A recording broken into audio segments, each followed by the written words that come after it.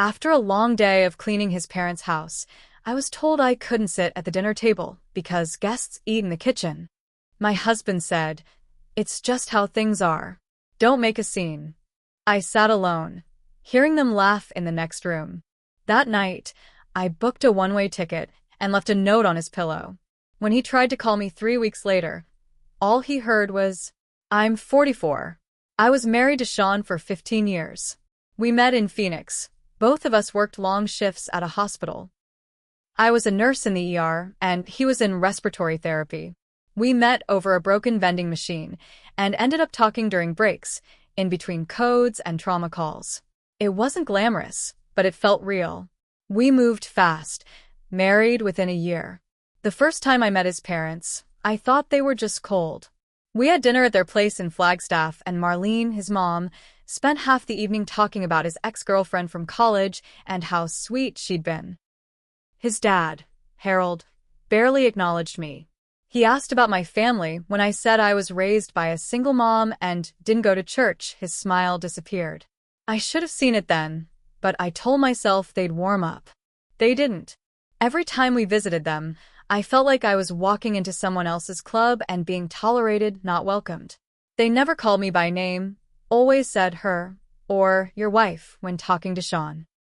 At first, I'd bring wine or bake something for dinner, hoping it would earn me some goodwill. Marlene once tossed out my lemon bars without even tasting them, said she didn't like store-bought fakeness. I'd made them from scratch. Sean never stood up for me. Every time I mentioned it, he'd get this tired look on his face and say, "They're just set in their ways. Don't take it personal." But after 15 years, it's hard not to. This past March, Sean got a call from his mom. Harold needed knee surgery, and they were doing some pre-surgery cleanup. They asked if we could come up and help. Sean said yes, without even asking me. It wasn't a suggestion. It was an expectation. Like always. We drove the 2 hours up to Flagstaff. I packed gloves, cleaning spray, everything. I figured if I had to be there, I'd make myself useful. Maybe even win a little appreciation. Saturday morning, I started in the garage. It was freezing. Dust everywhere. I spent hours sorting through old boxes, lifting heavy junk, labeling bins. No one offered help. Sean disappeared with his dad around lunchtime. They needed to pick up a part, he said. He was gone for 3 hours. Meanwhile, Marlene handed me a list, literally a written list, of things she wanted cleaned. Attic, baseboards, laundry room. No, please. No, thank you. Just handed it over like I was the hired help. By 6 p.m., I was wrecked. My hands hurt. My back was shot. I smelled like a crawl space. Dinner was ready. Marlene made roast beef and mashed potatoes, and I remember thinking, at least I'll get to sit, eat, and pretend we're a family for one meal. Then she said it. "We'll be in the dining room. You can eat in the kitchen. There's no room for guests at the table." Guests. She said it like I was a stranger who wandered in off the street. I looked at Sean. He was already sitting at the head of the table. He didn't even flinch. I said, "Seriously?" And he just shrugged and said, "Don't make a scene. It's just how things are." That sentence broke something in me. It was the tone. Like I was the problem. Like I was unreasonable for wanting to sit with my husband and the people I'd spent all day working for. So, I sat in the kitchen alone. The kitchen was cold, with a little round table by the back door. I ate my dinner listening to them laugh in the other room. They didn't lower their voices. They were talking about Sean's cousin's wedding. Marlene was complaining about the catering. Harold was going on about football. Not one word about the woman who spent all day cleaning their house. That night, I laid in bed next to Sean, staring at the ceiling. He didn't ask how I was. Didn't touch me. Just fell asleep like it was any other day.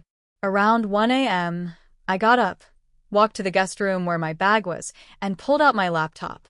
I booked a one-way flight to Portland. My sister lives there. We hadn't been close for a while, but I knew she'd take me in. She always said I deserved better.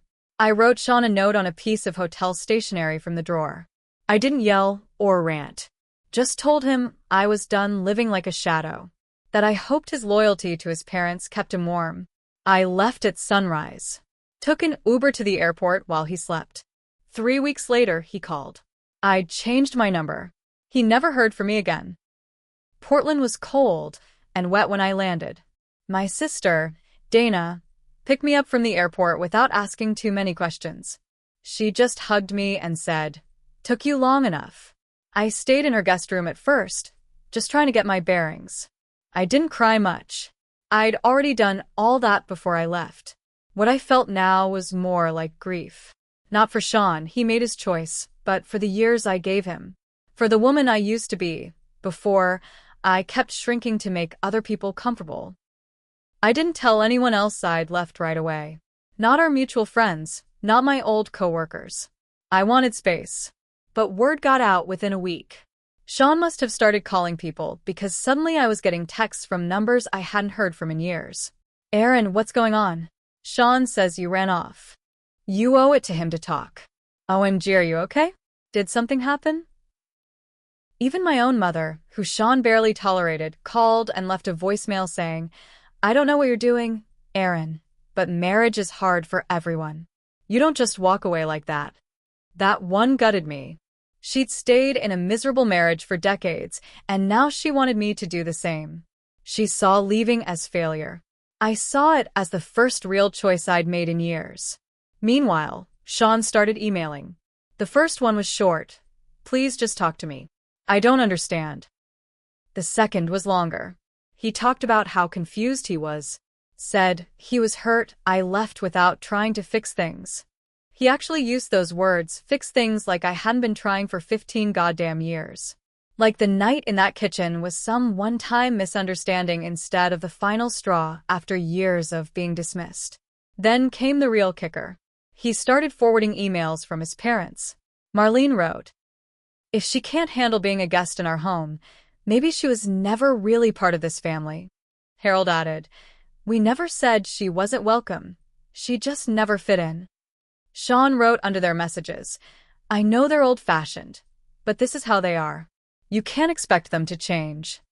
That was his idea of support, explaining away their behavior like I hadn't lived under the weight of it for over a decade. And it didn't stop there. He started calling my sister's house. Dana picked up one night and said flat out, "She doesn't want to talk to you." He had the nerve to say I was being dramatic, that we had history, that we could work it out. You know what history we had. Me cleaning his mother's toilet while he went golfing with his dad. Me spending our anniversaries alone while he stayed late at work because his boss invited him for drinks. Me trying to get pregnant for 2 years while he wouldn't even show up to a fertility appointment. He didn't want me back. He just didn't want to be left. But the worst part wasn't Sean, it was how fast people turned. Friends we'd had over for holidays, people whose kids I babysat, they ghosted me. One even messaged me to say I was being cruel, that Sean was devastated, that I ripped our friend group apart. Nobody asked what he did. Nobody asked why I left. They just assumed I lost my mind. And maybe I did. Maybe for once, I lost the version of me that kept saying, it's okay when it wasn't. I got a job at a clinic in Portland.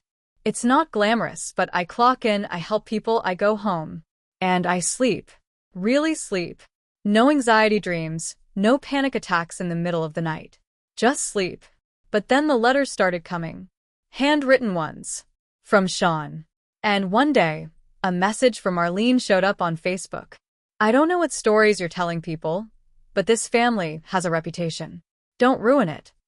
That was when I knew this wasn't over. They wanted silence. They wanted me to vanish, quietly, without making them look bad. But I've been quiet long enough. I thought cutting contact would bring peace. I thought once I stopped answering, they'd get bored, move on, go back to pretending I was just the one who left. But I underestimated how much they cared about appearances. A month after that Facebook message from Marlene, I got an email from a woman I didn't know. Her name was Lisa.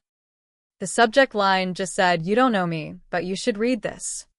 She wrote, "I used to work with Sean. I left the hospital last year. I don't want to get involved in anything, but I thought you should know. He used to tell people you were emotionally unstable, that you made scenes at his parents' house. that he was trying to keep the marriage together, but you kept lashing out. I heard him say that more than once. I stared at the screen for a long time. I wasn't surprised, not really, but seeing it in writing was like being kicked in the chest. Lisa attached screenshots of group texts from work. Jokes about keeping the crazy wife happy and babysitting Aaron again this weekend. One was a meme of a screaming woman. Sean had added the caption, "When Aaron finds out she's not at the adults' table again." He humiliated me. At work. With colleagues. While I was busy folding his mother's laundry and pretending like we were building something real. That's when it all started clicking. The weird distance I used to feel from his coworkers when we'd go to events. The way his boss's wife once said, "You're so calm in person. I expected someone more intense." He'd been shaping the narrative for years, making me look like the unstable one, the burden, the emotional wife. And people bought it. I sat on the floor in Dana's guest room, shaking. It wasn't just that he'd mocked me. It was that he'd laid the groundwork so carefully, so deliberately. So that when I finally left, no one would ask what he did. They'd just nod and say, "Yeah, we saw it coming." I wanted to scream. Instead, I did something I hadn't done before. I opened the joint Google account we used for bills. I hadn't touched it since I left. We used it to split utilities, rent, vacations. It was all linked there. I didn't expect to find anything. But under the Shared Documents tab, there were folders. One marked Legal. Inside, I found PDFs dated before I left. They were retainer agreements with a divorce attorney, signed by Sean. They were dated 2 months before that weekend in Flagstaff. He was already preparing to leave me. He just didn't expect me to walk first. That weekend where I scrubbed their attic and ate dinner alone? He was already planning to cut me loose. Probably hoping I'd break down, and he could use it as justification. Maybe even make me look like the one who abandoned the marriage. I printed every document, every email, every screenshot Lisa sent. I didn't know exactly what I was going to do with them yet. But I knew one thing for sure. I wasn't going to stay quiet. After I found the documents, the proof that Sean had already lawyered up before I left, I stopped waiting for closure. I started planning. First, I contacted the divorce attorney listed on the retainer forms. I asked if I was still legally listed on any joint assets, our home, our savings, anything. Turns out, Sean had started separating finances months before I left, slowly moving funds out of our shared accounts into one under his name only. But he'd made a mistake. The house was still jointly held. He hadn't filed anything to change that. So I lawyered up. My attorney was ruthless in the best way. We filed a petition claiming abandonment of shared property and intentional financial concealment.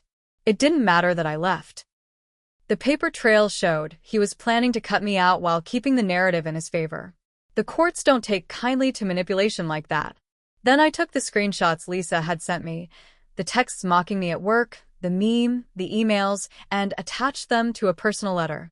I sent it directly to the hospital's HR department, along with a written complaint. I didn't lie. I told them exactly what happened. That my husband, one of their senior staff, used workplace communication channels to harass and demean his wife of 15 years. I also CC'd the hospital's board of ethics and copied in 2 local reporters, just in case it got swept under the rug. Sean was suspended within 2 weeks pending internal review. But I wasn't done. I sent copies of the emails and texts to every mutual friend who'd ghosted me. No angry messages. No insults. Just a message that said, "Since everyone heard his version, I thought it was time you saw mine." A few reached out to apologize. One woman, Melissa, called me crying. Said she felt like a fool. Said Sean had made it sound like I'd had a breakdown, that he was saving me by staying married. They turned on him. One by one. I didn't want their sympathy. I wanted the silence broken. The final blow came when Marlene tried to send me a cease and desist through a local lawyer. She said I was slandering the family by sharing private messages. My attorney replied with a single line. Your client may want to avoid filing suit unless she wants the entire contents of her family group chat entered into public court records. They went silent after that. The divorce went through in August. I kept the house. Sean didn't want to fight it once he realized the public exposure was costing him more than money. He left Phoenix and moved in with a cousin in New Mexico. Last I heard, he was working temp jobs and had started going to church again. Marlene's doing Facebook Bible quotes like nothing happened. Good for them. Me? I'm still in Portland. Still at the clinic. I signed up for a women's hiking group. I got a dog. Her name's Ruth. She sleeps at the foot of my bed and doesn't care if I eat dinner at the table or on the couch. For a long time, I thought revenge had to look like screaming, fire, some dramatic movie moment. But this was better. They didn't just lose me. They lost the story they tried to control. And now, they can sit at their perfect dining room table, staring at the empty chair, wondering if I'll ever show up again. I won't.